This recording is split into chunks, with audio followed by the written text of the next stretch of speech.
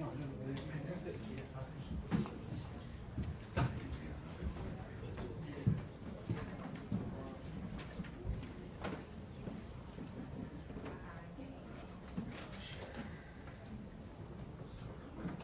ladies and gentlemen, please do not pull your phones out for any reason. Please don't. Please don't.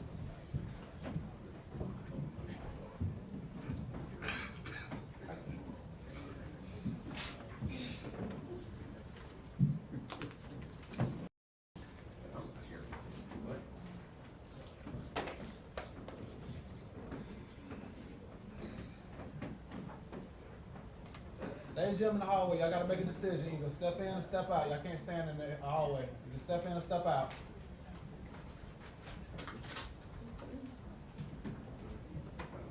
No, like out.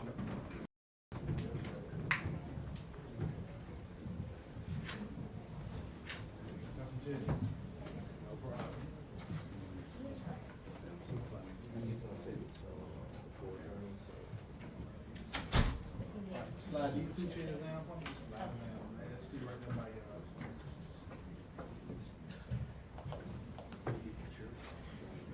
Court come to order.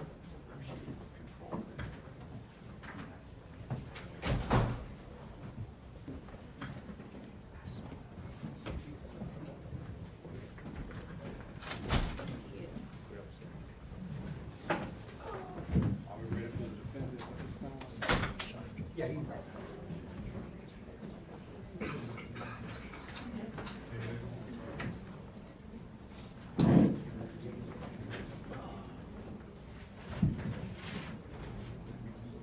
Okay, ladies and gentlemen, again, could you move into the gallery if you wouldn't mind? I shouldn't have anybody along the wall. If you Slide could to the please right. slide to the right.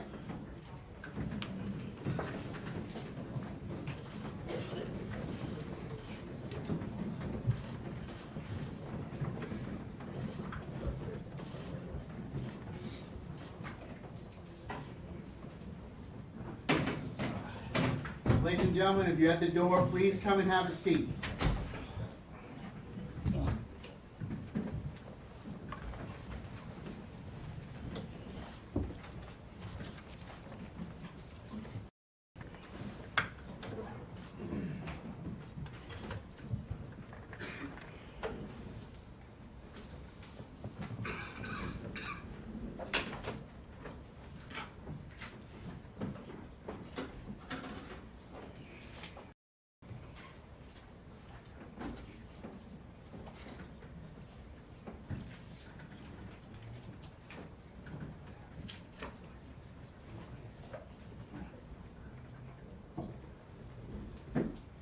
Okay, ladies and gentlemen, good morning, all interested parties. We're here in the matter of the state of Georgia versus Basil LB and 17 SC 150-865.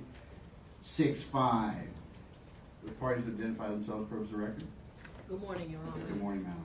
Fonnie Willis on behalf of the state of Georgia, accompanied by Brendan Daughtery and George Jenkins. Good morning. Good morning, Your Honor. All right, for the defense. Good morning, Your Honor. Mawali Davis on behalf of Mr. Ellerby, along with Mr. Lawrence Zimmerman, Gary Spencer, and Tiffany Roberts, Your Honor. Hi, good morning, Kelly. Good morning. All right. From some other pleadings that were filed, are you the four counsel that are representing Mr. Elby? Because Mr. Shive entered an appearance, and I wanted to make sure that we had all counsel accounted for. We are the four counsel, Your Honor. We've been in the substitution of counsel for the public defender's office. So we're in. Okay. Mr. Elby, is that your desire to be represented by counsels Davis, Zimmerman, Roberts, and Spencer? Yes, sir. Okay, all right. Mr. Shive, then that, I think, make sure the issue moved at this point in time. Okay. May I just put something on the record? Yes, you may. Okay. You can have a seat.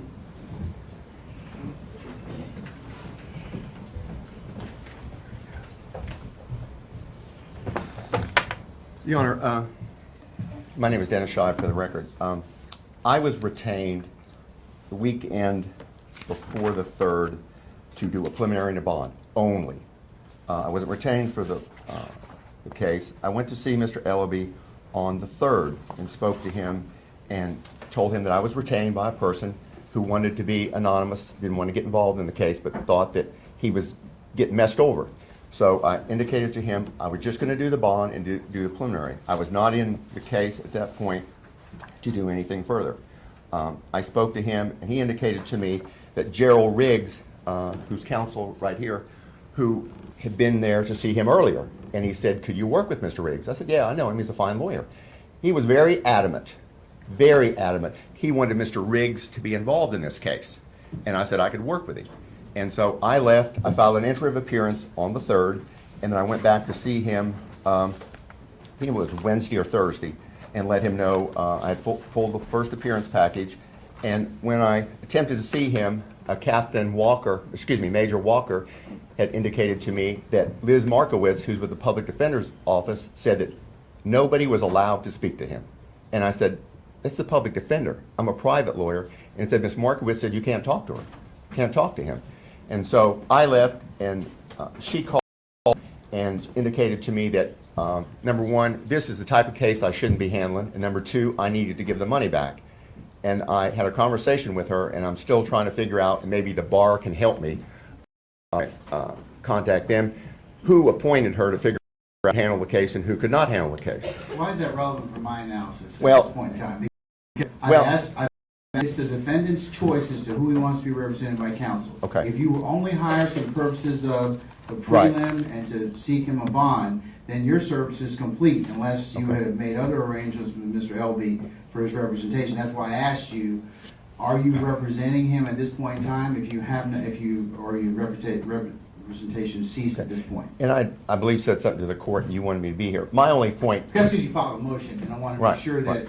that Mr. Elby drives that decision as to who Okay. his lawyer is. So I Okay. think he's answered that question for me. My only point is that Mr. Elby was very adamant he wanted Gerald Riggs to be involved in this case, and I believe the letter I got that Ms. Markowitz controlled and took these lawyers over, and they're fine lawyers. If they want to do it pro bono or whatever, he needs representation. But just to let the court know, I'm not on the case, number one, but number two, Mr. Elby was very adamant he wanted Gerald Riggs to be involved in this. And I understand that Ms. Markowitz has controlled it and told him to withdraw, and he's not part of the team, but Mr. Elby wanted him part of the team. So I just wanted the court to know that, and I understand they've controlled who could see him and not see him, but I don't think it's fair to him to say, hey, you can't be part of it because what Ms. Markowitz did. But I think they've spoken to him in such a way that they've convinced him, and they're fine lawyers, but they've convinced him for some reason Mr. Riggs shouldn't be involved in it. And he should be, but that's up to him. I just want to let the court know that. Thank you, Mr. Okay. Shire. May I be excused? Yes, you may, sir. Thank you. All right. Mr. Griggs, you have any, since your name's been brought up, do you want anything, do you want to make any statement, or do you have anything you wish to add at this point in time, or do you wish to be heard on the issue of representation? Judge, I respect the decision of Mr. Ellis. Fine attorneys, we've all had a discussion. I think my service will be made with the community and supporting Mr. Ellis. Okay, all right. Okay, so now that we've determined representation in councils, do you wish to go ahead and formally arraign your client, or would you like to go ahead and waive arraignment, have 10 days to file motions, and be heard on the issue of bond? Your Honor, we file a motion, ask for 10 days to file motions, and like to be heard on the issue of bond, which we have addressed with the district attorney's office, Your Honor. All right, your motion is granted as to waiving arraignment. You'll get 10 days at least to file motions in this case. It is likely that my successor, the Honorable Constance Russell, will be handling this as I will be transitioning to the family division, and she will set the next dates for you. But I'll set you a date of 6/9 for status, and we'll see where you are at that point in time in terms of your discovery and any other motions you may have filed. So, Ms. Willis? The only thing, do you have another date besides June 9th? I just know that I'm out on that particular day. So since I know that, I'd rather be proactive than reactive.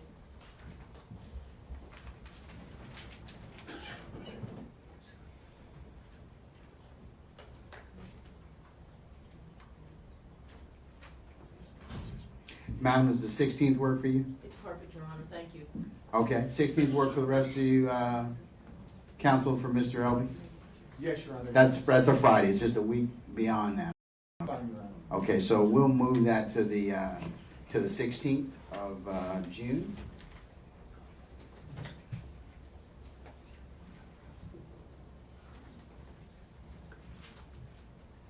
Okay. Ms. Willis, are you all ready for to respond to the issue of bond? Your Honor, we are. I've been working with Mr. Davis and the legal team for Mr. Ellaby since last evening, and we were able to finish up first thing this morning of drafting a consent bond order. Okay. We have conditions that I think are acceptable to the defense team as well as the state of Georgia. However, of course, we need your blessing on them. Yes, ma'am. If you'd like, I'll articulate them for purposes of the record. That'd be fine. Your Honor, we've agreed to a $10,000 signature bond through pretrial services.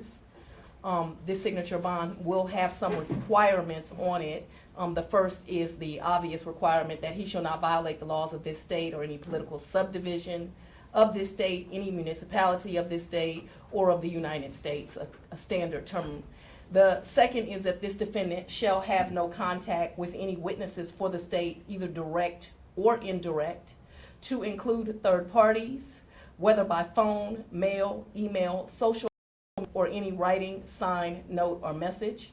Should the defendant encounter any witness, he must immediately leave the area and remain at least 200 yards away from any witness at all times. This condition shall not be interpreted to restrict this legal defense team, nor should it be interpreted to restrict any of their agents, should they have investigators or other people working with them. This provision obviously would not prevent that type of conduct. Finally, 5, Your Honor, is the defendant must appear before this court as you order. If he should fail to appear, obviously a warrant would issue for his arrest. He shall not threaten, endanger any person or property. He should remain 1,000 yards from the scene of I-85 bridge fire, except when accompanied by a member of his legal defense team to assist in the investigation and preparation of this. Defendant will remain enrolled in treatment with Michael Counseling and Consulting LLC or program as outlined in Exhibit A. And Your Honor, we'll see that the defense has provided, Exhibit A, the state has provided. It is part of the record. Do you have the written terms that you can share with Mr. Chamberlain? I'll be able to provide it to him in 1 second, Thank you. Your Honor. Okay, no problem. Defendant shall also have residential housing with this same Michael Consulting LLC. The address of said location will be maintained in confidence by the court, the district attorney's office, and counsel, and they provided me with it already. Okay. Defendant randomly drug tested by this same Michael Counseling and Consulting LLC twice a week, and positive results will be reported to the court, the district attorney's office, and defense counsel within 24 hours of said result. Defendant shall also, though, submit to monthly drug screens, trial, or their agents that they designate. And finally, Your Honor, the defendant shall, within 60 days of release, seek legal and employment. The only restriction to that would be if it interferes with his drug treatment program. Those are the conditions of the bond. It's been signed off by me as a representative of the district attorney's office, as well as Mr. Davis, Mr. Spencer, Mr. Zimmerman, and Ms. Tiffany Roberts. Okay, all right. If I could see that, please.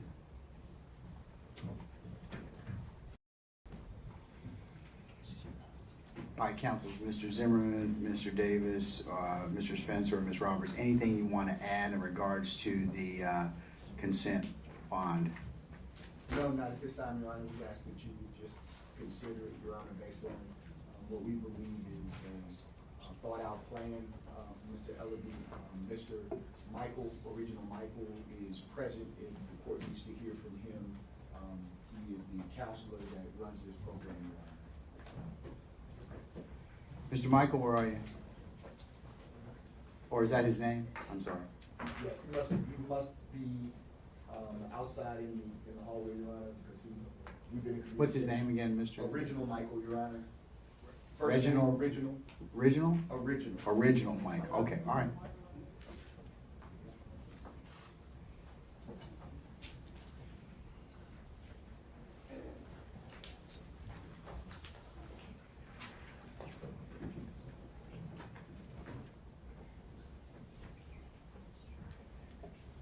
Mr. Elby, let me go ahead and just cover a couple of things with you at this point in time. Sir, you can remain seated. Sir, you can sit, okay?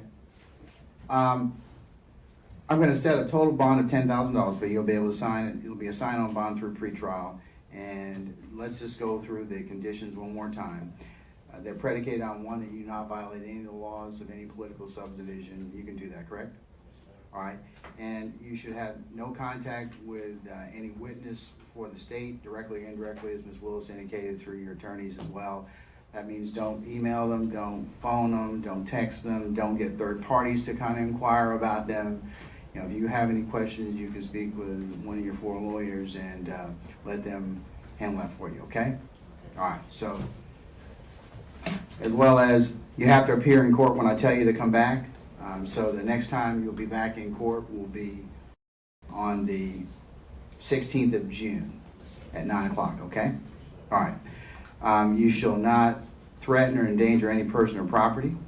Understand that? You're to remain 1,000 yards from the scene of the I-85 bridge fire, except when you're accompanied by one of the 4 members of your defense team or any of their investigators or any other experts that they may have in support of your case. You understand that? Okay, all right. That you're going to remain enrolled in treatment with Michael and Michael Counseling. Is Mr. Michael here? Or is he still outside? Mr. Michael? Mr. Michael, good morning. I'm Judge Glanville. Good morning. How are you doing? I'm good. I'm good. I understand that Mr. Elby is going to be treated through your counseling and consulting company. Is that correct? That is correct. All right. As well as you have arranged to or secured housing for him. Is that correct? Housing and treatment. Yes, All right. So he's going to remain enrolled in your care and treatment through the duration of this particular case. Is that my understanding? Yes, sir. Okay, all right. I just wanted to make sure, and that the address of wherever we're going to leave that confidential will be provided to my case manager for us to put it for the purposes of the order in this case. Yes, sir. Okay, all right.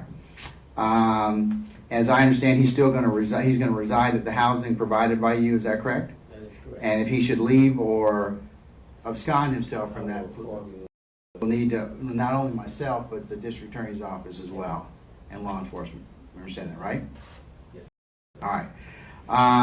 And that you're going to also randomly drug test him twice a week, Twice a week. and any positive results would need to be reported to the court as well as the district attorney's office. Yes, ma'am. Is that your understanding? Yes, Okay, all right.